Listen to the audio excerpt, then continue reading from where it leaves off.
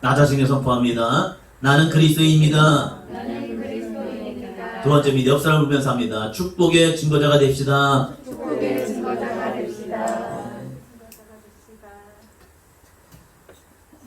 구원 받으셨습니까?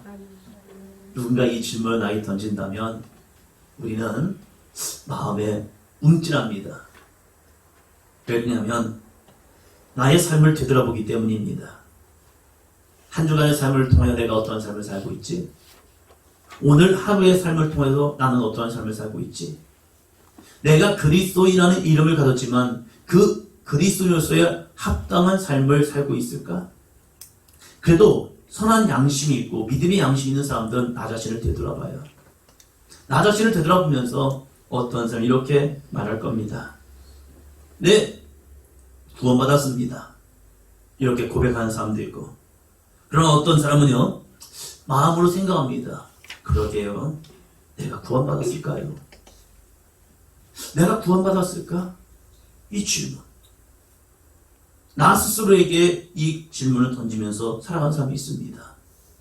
이런 생각을 하는 사람은 자신이 교회에서 많은 일을 하지 않기 때문에, 열심을 내지 않기 때문에 이 구원이 나에게 주어졌을까? 이러한 궁금함을 가지고 살아가는 사람도 있다는 겁니다. 유대인들의 구원에 대한 생각도 이와 비슷했습니다. 한 유대인이 예수 앞에 나와서 이러한 질문을 합니다. 마가복음 10장 17절 말씀입니다. 함께합니다. 예수께서 길에 나아가실 새 한 사람이 달려와서 꿇어 앉아 묻자오되 선한 선생님이여 내가 무엇을 하여야 영생을 얻으리이까? 이 유대인을 보면요, 좀 겸손한 사람이었습니다. 바리새인들과 사두개인 같지 않냐고요? 겸손한 마음. 왜요? 성경은 말합니다. 그가 예수 앞에 와서 어떻게 했다고요? 달려와서 꿇어 앉아 묻자 오되 라고 말합니다. 꿇어 앉았다는 거예요. 서서 예수님 하면서 질문한 게 아니라 예수 앞에서 꿇어 앉아서 겸손하게 예수를 향하여 바라보면서 물어본 거죠. 선한 선생님이여 내가 무엇을 하여 영생을 얻으리까? 이 사람에게는 진정 구원에 대한 갈망과 구원에 대한 궁금함, 정말로 내가 어려서부터 율법을 지켜왔는데 나는 구원을 받을 수 있는 존재일까? 그럼에도 불구하고 이 사람에게는 마음의 확신이 없었던 것 같아요. 나는 율법을 지켰지만 그 율법을 지킴을 통해서 내가 구원받았을까? 나에게 뭔가 부족함이 있지 않을까? 나에게 연약함이 있지 않을까? 내가 진정 구원받는 사람이 되었을까? 이 질문이요. 자, 저를 보시고, 네. 이 질문 우리에게도 필요해요. 우리가 신앙생활하면서 나에게 정말로 구원이 임할까? 나에게 정말로 구원이 이루어졌을까? 이 거룩한 질문. 사도 바울은 이 거룩한 질문을 통하여서 나를 날마다 죽이는 거예요. 내 안에 있는 소욕과 내 안에 있는 육신의 소욕을 죽이면서 나는 오직 예수 바라봅니다. 예수를 바라봅니다. 할렐루야. 왜요? 구원을, 주님이 나에게 구원을 주시기 때문에. 다른 것이 나에게 구원을 주신 거 아니라 내가 지금까지 행했던 나의 행위가 나를 구원하는 것이 아니라 오직 예수 그리스도를 믿는 믿음만이 나를 구원한다는 분명한 믿음을 가졌기 때문에 이 사도 바울은 예수 그리스도만을 바라보겠다 스스로를 고백하고 성도들에게 구원은 다른 게 있잖아요. 예수를 바라볼 때 가능합니다. 할렐루야. 그렇기 때문에 이 성도님들에게, 믿음의 성도들에게 예수를 바라보려고 증거하고 있다는 겁니다. 어렸을 때부터 그는 율법을 지켰기 때문에 정말로 나에게 구원이 임할 것 같은데 한쪽 마음에는 뭔가 허전한, 뭔가 채우지 못한, 뭔가 부족함의 모습이 있었던 거예요. 그래서 예수 앞에 나와서 질문을 던졌어요. 그랬더니 예수님이 좀 무거운 이야기를 하셔요. 그에게는 21절 말씀입니다. 예수께서 그를 보시고 사랑하사 이르시되 내게 아직도 한 가지 부족한 것이 있으니 가서 내게 있는 것을 다 팔아 가난한 자들에게 주라. 그리하면 하늘에서 보화가 내게 있으리라. 그리고 와서 나를 따르라 하시니. 아멘. 이때 유대인의 반응은 재물이 많은 이유로 슬픈 기색을 하고 근심하며 갔다라고 말합니다. 어려서부터 율법은 지켰지만 돈이 자신의 걸림돌이 된 거예요. 저 이게 돈이 걸림돌이었구나. 그런데 나는 돈이 없으니까, 많지 않으니까 괜찮아. 이렇게 생각하는 사람도 있습니다. 그 사람에게는 돈이지만 나에게는 무엇이 주님을 바라보지 못하게 하는 걸림돌이 되고 있냐 이거예요. 하나님께 나아감에서 걸림돌이 있어요. 어떤 사람은 상처가 그렇고요. 늘 상처 때문에 자신을 짓눌러요. 나를 스스로 비하해요. 무기력과 무능력이 내 속에 들어와요. 나는 안 돼, 나는 못해 하면서 스스로 영적 구원을 잃어버리고 사는 사람이 있다는 거예요. 어떤 사람은 자녀가, 어떤 사람은 직장이 우상이 되어서 직장 속에 매여 사는 인생도 있다는 거예요. 사람과의 관계에 매여서 그것이 하나님 앞에 나오는 걸림돌이 되고 있는 사람이 있다는 거예요. 이 사람에게는 돈이지만 나에게는 무엇이 영적 걸림돌이 되어서 구원을 방해하고 있냐 이거예요. 예수님께서는 구원은 자신의 노력으로 얻어지는 것이 아님을 말씀하고 싶은 거예요.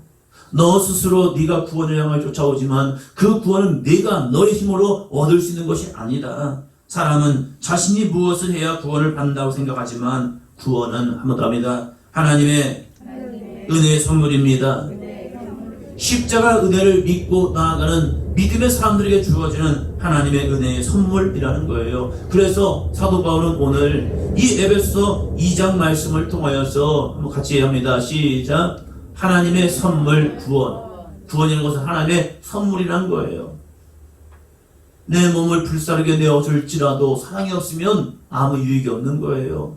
내가 천사의 말을 한다 할지라도 내 안에 사랑이 없으면 아무것도 아닌 거예요. 근데 그 사랑이 육체적인 사랑이 아니라 영적인 하나님과의 사랑, 그 사랑을 배제한 모든 것들은 잘못하면 나에게 거짓이 될 수 있다는 거예요. 그래서 예수 그리스도를 향한 사랑의 은혜 속에 내가 나아갈 때에 그 사랑으로 통하여서, 믿음으로 통하여서 구원받는 하나님의 거룩한 자녀가 될 줄로 믿습니다. 오늘 하나님의 선물 구원이라는 제목으로 말씀을 드릴 때 여러분에게 이 거룩한 구원의 선물을 소유하고 그 선물을 활용하고 쓸 수 있는, 그리고 그걸 통하여서 여러분의 삶이 풍성해질 수 있는 은혜의 삶이 되기를 주의 이름으로 축원합니다. 선물은 더 풍성하게 주기 위해서 나에게 주는 은혜라는 거예요. 누군가 나에게 선물이 주어지면 그 선물 때문에 기뻐야 하고 나의 삶에 유익함이 되는 거예요. 그런데 선물이 그렇지 않으면 그건 선물이 아닌 거죠. 첫째입니다. 첫째, 나는 어떠한 사람이었습니까? 왜 선물이 주어져야 하지? 왜 나에게 하나님의 선물, 구원이 주어져야 하지? 이 질문이요. 나는 어떠한 사람이었는가를 발견하지 못하면 선물이 필요 없다고 말합니다. 아무리 나에게 좋은 선물이 줘도 내가 이것을 필요치 않는다고 생각하면요, 그걸 버리는 거예요. 어린아이에게 돈을 줍니다. 이 돈을 주면요, 이 아이들은 관심이 없어요. 왜요? 그 아이들은 먹는 거나 자기가 좋은 거에 대한 관심이 있기 때문에. 그런데 아이들은, 그 어린아이들은 돈에 대한 관념과 돈에 대한 개념이 없기 때문에 이것은 나에게 쓸모없다고 생각하는 거예요. 그래서 버려버려요. 아무리 많은 돈을 줘도요, 이거 필요 없는 거예요. 왜요? 그것이 나에게 지금 유익이 뭔데? 모르기 때문에 그렇단 말이에요. 그러나 그 유익함을 아는 아이들은요, 돈을 주면 좋아해요. 1,000원보다 5,000원을 좋아하고요, 5,000원보다 10,000원 좋아하고요, 10,000원보다 50,000원 주면요, 더 좋아해요. 애들의 그 웃는 얼굴이 틀려요. 1,000원 주면요, 시시하게 가요. 그러나 10,000원 주면요, 그래도 속에서 기쁨이 일어나요. 그러나 50,000원 주잖아요, 속과 겉이 같이 보여요. 그 액수를 알기 때문에 그래요. 가치를 알기 때문에 그렇단 말이에요. 우리도 마찬가지입니다. 내가 어떠한 사람이었는가를 알면요, 십자가의 은혜가 너무 감사하고 너무 기쁨이 있는 겁니다. 할렐루야. 2절 3절입니다. 같이요. 그때에 너희는 그 가운데서 행하여 이 세상 풍조를 따르고 공중의 권세 잡은 자를 따랐으니 곧 지금 불순종의 아들들 가운데 역사하는 영이라. 그때 너희는 이게 뭔데요? 예수 그리스도를 믿기 전 그때, 예수님을 나의 구조에 영접하기 전에 그때, 예수님의 순종하고 말씀 안에 나가던 그 전 그때는 그 가운데 행하여 이 세상 풍조를 따르고 이 세상 풍조를 따랐대요. 그게 뭐냐면 공중권세 잡은 자를 따라가는 것. 그것이 공중권세 잡은 게 누군데요? 그것이 사단 마귀 귀신이었어라는 거예요. 우리는 이렇게 생각합니다. 목사님, 내 생각이었어요. 내 마음이었어요. 그런데 사단은 내 생각 속에, 내 마음 속에 하나님을 거부하고 주 예수를 따르지 않는 마음을 줬다는 거예요. 그러면서 이렇게 말합니다. 내 생각대로, 내 마음대로 살아가. 내 인생은 내 거야. 정말 내 인생이 내 거였습니까? 내 인생이 내 거냐 이거예요. 오늘 죽을지 내일 죽을지 아무도 몰라요. 오늘 어떤 만남을 가질지 아무도 몰라요. 순간순간의 삶을 통하여 내가 주인됨이 없어요. 나도 모르게 내 감정 하나도 내가 컨트롤하지 못해서 오늘 기뻤다가도 누가 말 한마디 하잖아요. 그러면 갑자기 내 마음이 낙심되고 내 마음이 눌려져요. 내 거라고요? 착각이죠. 주 예수를 따르지 아니한 그때는요, 불순종의 아들들 가운데 역사하는 그 영, 악한 사단 마귀 귀신의 영에 내가 붙들린 바 되었다는 거예요. 참 요즘 사회가 무서운 것은 전 보고 귀신 쫓아가고 무당 찾아가는 것이 굉장히 자신의 삶에 유익한 것처럼, 사람과 사람과 만나면요, 그 만남을 통해서 정말 당신과 내가 하나가 됐는지 한번 알아봅시다. 그래서 사주를 보고 자기네 팔자를 보고 있는 거예요. 그러면서 이 사람과 내가 될 수 있을까? 하나 될 수 있을까? 그걸 찾고 있는 거예요. 어떻게 알아요? 어떻게 알아가냐 이거예요. 귀신에 매여서 사는 이 땅의 모습이 얼마나 많은데요. 에이, 안 믿어요. 그러면서 마음은 찝찝한 거예요. 마음은 두려운 거예요. 염려되는 거예요. 예수 그리스도가 주인 되기 전에는 우리는 세상령에 쫓아서 가는 그런 삶이었다는 거예요. 3절입니다. 전에는 우리도 다 그 가운데 우리 육체의 욕심을 따라 지내며 육체와 마음에 원하는 것을 하여 다른 이들과 같이 본질상 진노의 자녀이었더니, 말씀하잖아요. 육체와 마음에 원하는 것, 이것을 따라가는 삶, 이 삶은 본질상 진노의 자녀래요. 아니, 내가 뭐 했다고 진노 받습니까? 내가 뭐 얼마나 잘못했다고 진노를 받습니까? 타락이 뭔데요? 전적인 타락이란 것은 내가 살인하고 간음하고 도둑질하기 때문에 타락한 인간이 되는 게 아니에요. 전적인 타락을 사도 바울이 이렇게 말합니다. 한번 갑니다. 하나님을 떠나 사는 삶. 이게 타락이라는 거예요. 내 마음에서 하나님을 버리고 하나님을 떠나가는 그 마음, 이것이 전적 타락한 영혼들의 모습이라는 거예요. 선악과를 따먹기 때문에 인간이 타락한 것이 아니라 그 마음 중심에 하나님과 같이 되고자 하는 그 마음을 품는 그 순간부터 사람은 타락한 거예요. 내가 간음했기 때문에 그 사람이 간음한 존재가 아니라 내 마음에 음욕을 품는 것 자체도 주님은 우리에게 그 마음이 심령이 타락했다는 거예요. 내가 사람을 찔러서 죽였기 때문에 내가 타락한 인간이 되는 것이 아니라 그 사람을 저주하는 것, 이것이 내 마음에 있는 순간 나는 벌써 타락한 인간이 된 거예요. 내가 무엇을 훔쳤기 때문에 내가 타락한 죄인이 아니라 그 마음속에, 내 마음속에 저것을 훔치자는 마음, 그것이 들어오는 순간 사람은 벌써 타락한 인간이 되었다는 사실입니다. 그래서 예수님 없는 타락한 인간은 자신이 하나님의 자리에 서 있는 마음으로 살아가기 때문에 그것이 죄인이라는 거예요. 살인 안 해도, 간음 안 해도, 도둑질하지 않아도 예수님 자리에 나 자신이 서 있는 순간 그것은 바로 죄인이라는 거예요. 그래서 요한복음 3장 18절에서 이렇게 말합니다. 같이 합니다. 그를 믿는 자는 심판을 받지 아니하는 것이요 믿지 아니하는 자는 하나님의 독생자의 이름을 믿지 아니함으로 벌써 심판을 받은 것이니라. 아멘. 예수님을 믿기 전 나의 모습은 뭐냐? 벌써 심판을 향하여 달려가는 거예요. 영적 죽음을 향해 달려가는 거예요. 우리는 예수님 없는 삶은 지금 살아있는 것 같지만 점차 저 지옥 멸망을 해요 나아가고 있는 심판의 대상자인 거예요. 그래서 그 영혼들을 구원하기 위해서 복음이 필요한 거고 전도가 필요한 거예요. 아직 주어지진 않았어요. 아직 도착하진 않았어요. 그러나 그 도착점을 보니까 그것은 지옥이라는 거예요. 그래서 그들을 돌이키기 위해서 우리가 할 수 있는 유일한 것 하나가 있는 거죠. 예수님 믿으세요. 목사님 아직 안 가봤는데요. 안 가봐야 꼭 가야 하나요? 우리가 뜨거운 물건이 있어요. 그것을 보면 활활 타오르단 말이에요. 불로 달궈져서 빨갛게 달궈졌어요. 이걸 보면서 이게 정말 뜨거울까? 이게 정말 뜨거울까? 만져봐야 합니까?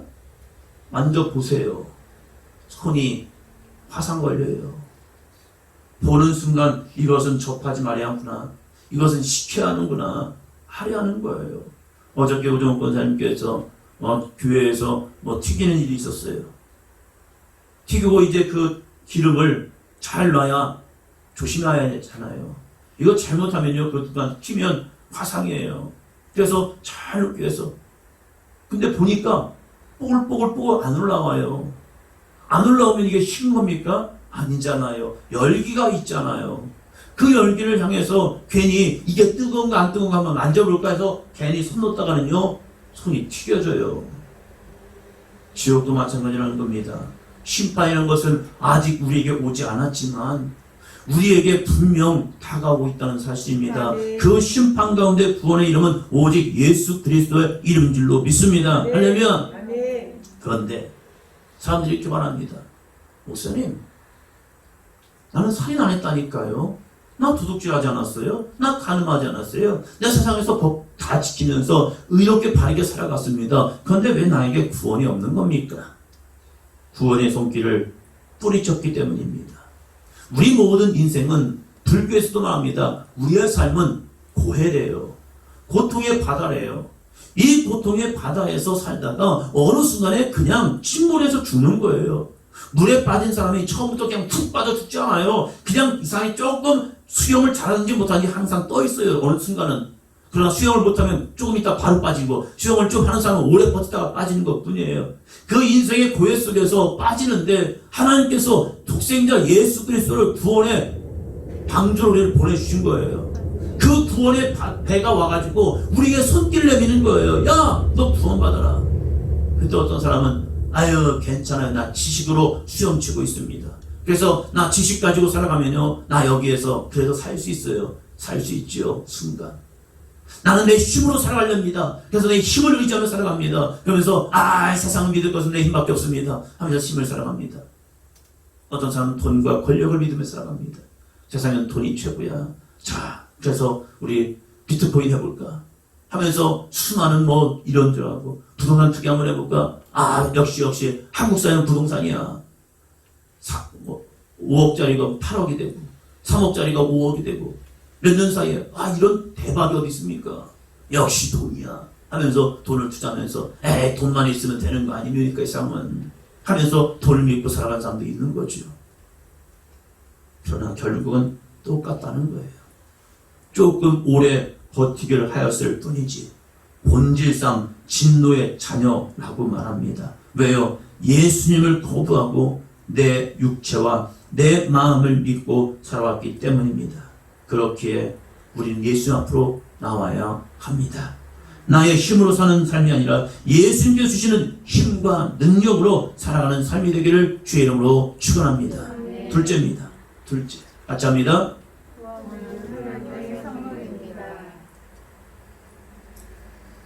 그냥 놔두면 심판받을 수밖에 없기 때문에 하나님께서는 풍성한 은혜를 주셨습니다.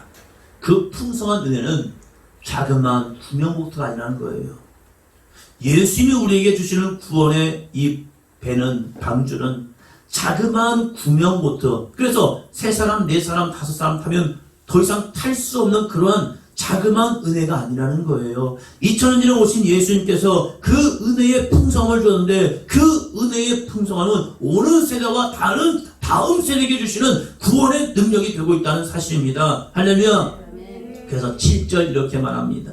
7절 같이 합니다. 이는 그리스도 예수 안에서 우리에게 자비하심으로써 그 은혜의 지극히 풍성함을 오는 여러 세대에 나타내려 하심이라. 그 은혜의 지극히 풍성함을 누구에게요?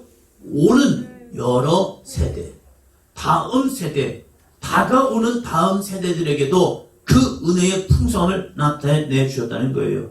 단순히 2000년 전의 사건을 통하여 2000년 전의 사람들만 구원받는 것이 아니라 한번 갑니다. 지금 나에게도 근데 그 나에게 누가 누구냐 이거예요.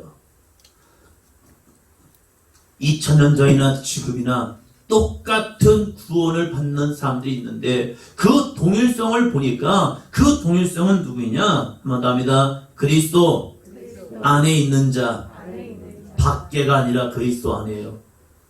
교회 밖에는 구원이 없습니다. 예수님 밖에는 구원이 없습니다. 할렐루야. 그래서 우리에게 예수 그리스도 안으로 들어오는 게 필요하다는 거예요. 나의 죄와 허물을 용서하기 위하여 십자가에 달려 죽으심을 믿는 그 믿음, 그것이 그리스도 안에 거한다는 거예요.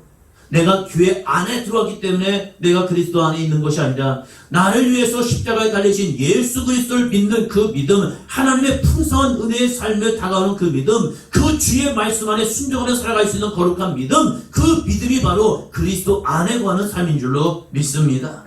이 죄로 인하여 우리의 삶에 온 게 뭔데요? 불안과 염려, 다툼과 분쟁, 가난과 질병이 우리에게 오고 있다는 거예요. 이것을 창세기에서 보니까 가시와 엉겅퀴래요. 나는 심지 않았어요. 근데 내 마음에 불안이 와요, 염려가 와요, 근심이 와요, 걱정이 와요. 나는 심지 않았지만 내게 질병이 오고 있다는 사실입니다. 나는 원하지 않지만 이 너무 가난이라는 것이 나도 모르게 한순간도 수고하지 않으면 가난이 와서 나를 내 소유를 다 뺏어버려요. 인간은 먹어야 하고 누려야 하고 살아가기 때문에 끊임없이 물질이 빠져나가고 있는 거예요. 이러한 문제가 어떻게 해결받을까? 이 저주를 어떻게 해결할까? 그것은 성경은 유일한 해결책을 하나 말하고 있습니다. 한번 더 합니다. 예수님의 십자가의 은혜로 할렐루야. 내 안에 있는 불안과 염려, 다툼과 분쟁, 가난과 질병이 예수 그리스도의 이름으로 떠나갈 줄로 믿습니다. 많은 성도님들을 만나면서 동일하게 고백하는 것이 거의 있더라고요. 목사님, 예전엔 잘 나갔었어요. 예전엔 잘 나갔었어요. 예전엔 잘 나갔었어요. 근데 지금의 삶이 힘들고 어렵다? 그럼 이것이 왜 빠져나갔냐 이거예요. 왜 나의 삶에 이 가난의 저주가 와서 나의 물질을 다 뺏어갔냐 이거예요. 왜? 내가 그리스도 안에 없었기 때문이라는 거예요. 사단은 그래서 마귀는 내가 그리스도 안에 없었기 때문에 이 물질을 다 뺏어간 거예요. 내 마음의 평안을 뺏어간 거예요. 내 마음의 기쁨을 뺏어간 거예요. 내 마음의 감사를 다 뺏어간 거예요. 그러면 여기서 멈출 것이냐? 아니라는 거예요. 8절입니다. 8절. 너희는 그 은혜에 의하여 믿음으로 말미암아 구원을 받았으니 이것은 너희에게서 난 것이 아니요 하나님의 선물이라. 너희는 그 은혜에 의하여 믿음으로 말미암아 구원을 받았다. 여기에서 구원을 받으래요. 삶의 저주에서 구원을 받으래요. 인생의 저주에서 구원을 받으래요. 사단 마귀의 저주에서 구원을 받으랍니다. 할렐루야. 근데 내가 어떻게 끊어요? 목사님, 내 힘으로 했으면 벌써 끝났죠. 맞아요. 우리의 힘과 능력은 되지 않는데요. 그래서 사도 바울은 우리에게 그 한 가지 원리, 끊임없이 증거하는 원리, 하나님의 거룩한 선물, 그 선물이 무엇이냐? 바로 예수 그리스도의 이름이라는 겁니다. 할렐루야. 그 예수의 이름을 베드로와 요한이 전해주고 있잖아요. 나면서부터 걷지 못한 사람들에게, 그 사람에게 내게 있는 거룩한 은혜의 선물, 그 예수의 이름을 통하여 증거할 때에 안진배가 일어납니다. 눈 먼저가 보게 됩니다. 질병자가 고침 받습니다. 가난의 저주가 떠나갑니다. 삶의 불화가 떠나갑니다. 할렐루야. 마음의 불안과 염려로 살던 그 사람이 예수 그리스도의 복음이 빛이 그 안에 주고되니까 어둠은 떠나가고 그 마음의 평안과 기쁨이 임하고 있다는 사실입니다. 내 마음이 염려됩니까? 내 마음이 불안합니까?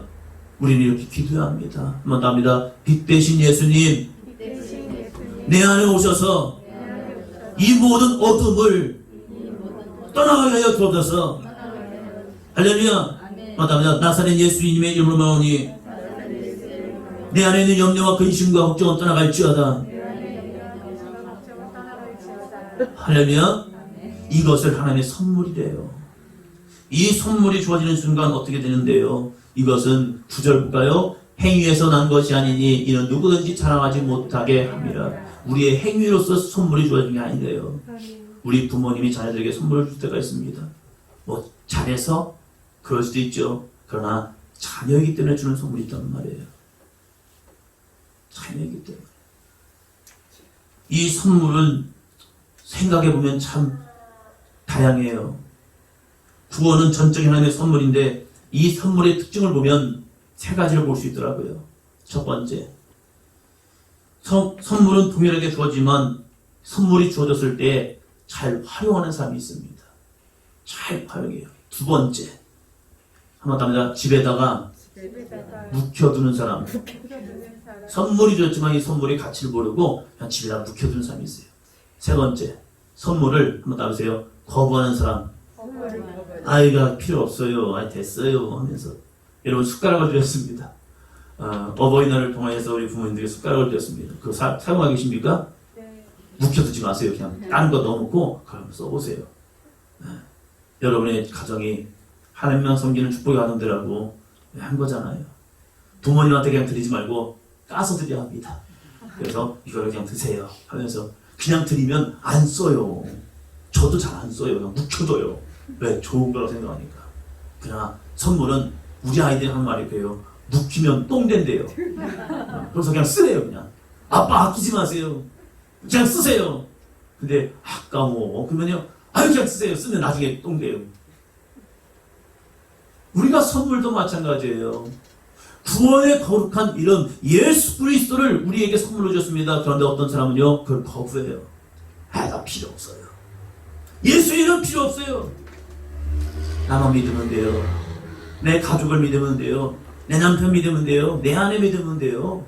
에이 내 건강 있어서 괜찮아요. 나 불교 믿으면 돼요. 나 유교 믿으면 돼요. 나는 예수 필요 없다니까요. 하나님의 은혜의 선물을 거부하는 사람이 있습니다. 요한복음 3장 18절 말씀처럼 빛을 거부함을 통하여 하나님의 은혜의 선물을 거부함을 통하여 어쩔 수 없습니다. 그 사람은 멸망입니다. 어떤 사람은 구원의 은혜의 선물은 받았습니다. 그러나 고이 내 마음에만 간직합니다. 그래서 이렇게 말합니다. 뭐냐면 믿음은 내 마음에 있습니다. 마음에만 있죠. 그걸 열지 않아요. 내 마음속 어딘가 깊숙이 예수님은 나의 구원자이십니다라는 믿음은 있지만 그걸 사용하지 않아요. 평생 사용하지 않아요. 그래서 죽을 때 줍니다. 야, 나는 믿음이 있었다.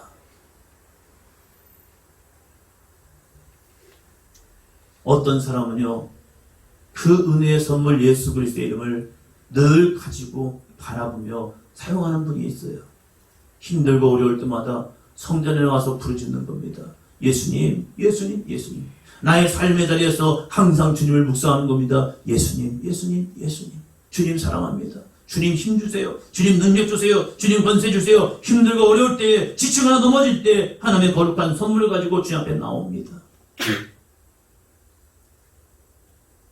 요즘 역대하의 말씀을 읽고 있습니다. 역대하의 말씀을 보면 이제 시작할 때 솔로몬이 여호와의 성전을 짓습니다.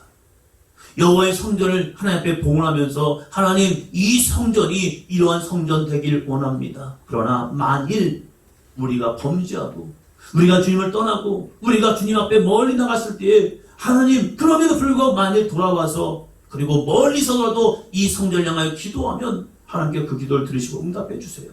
이 성전은 어떠한 성전이 되어야 하는가? 예루살렘 성전은 어떠한 성전이 되어야 하는가? 우리의 사도행전 교회는 어떠한 성전이 되어야 하는가? 솔로몬의 기도를 통하여 우리가 볼 수 있는 거고 하나님의 그들의 응답하심을 통해서 맞아 성전은 한번 답니다. 하나님의 마음과 하나님의 눈길을 주겠다. 마음과 눈길을 주겠다는 거예요. 그래서 오늘도 하나님의 거룩한 선물 은혜의 선물, 구원의 선물을 가지고 주님 앞에 나와 부르짖어 기도하는 자에게는 하나님이 거룩한 응답의 역사가 임할 줄로 믿습니다. 역사를 축복합니다. 한 주간 선물 잘 활용해 봅시다. 그 은혜의 선물은 바로 기도의 역사예요. 하나님이 우리에게 그냥 선물만 주어진 게 아니라 그 선물을 주시고 이 선물을 좀 써보래요. 제가 저희 자녀들에게 한 달간 맛있는 거 사먹고 너 필요한데 써 돈을 줬어요. 용돈을 줬는데 이 아이들이 매번 배고프니? 네 배고파요. 배고프니? 배고파요. 왜? 맛있는 거 사먹지? 못 쓰겠어요. 왜? 돈 쓰라고 준 건데 근데 아까워서 못 쓰겠어요. 돈을 계속 간직하고 있는 거예요. 돈을 계속 간직하고만 있게 그걸 쓰지 못해요. 제 마음이 어떨까? 아빠가 열심히 하셔가지고 사례 받아오신 건데 그걸 제가 어떻게 쓸 수 있겠어요? 잘 못 써요 하면서 그냥 굶고 말죠 뭐 배고프고 말죠 뭐 이러고 산다면 마음이 어떻겠냐 이거예요.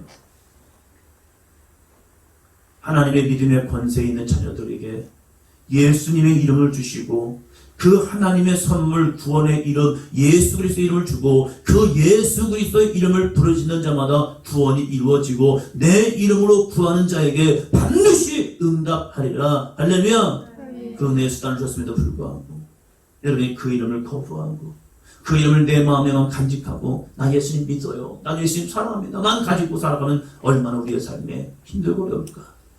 힘들고 어려울 때마다 주님 앞에 나와서 부르짖어 간구하고 그 은혜의 선물을 믿음으로 고백하며 활용할 때 하나님이 주신 은혜와 축복과 구원과 능력이 함께하는 거룩한 삶이 될 줄로 믿습니다. 한 주간 동안 내 힘과 내 능력으로 살아가기를 이제는 포기하고 주 예수 붙들고 믿음으로 나아갈 수 있는 저와 여러분이 되기를 주의 이름으로 축원합니다. 하나님 역사를 축원합니다. 하나님의 선물을 잘 활용합시다.